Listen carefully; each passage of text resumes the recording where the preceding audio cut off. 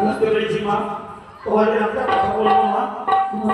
ওরে কোন সময় শিখা পাত্র হে ভগবান,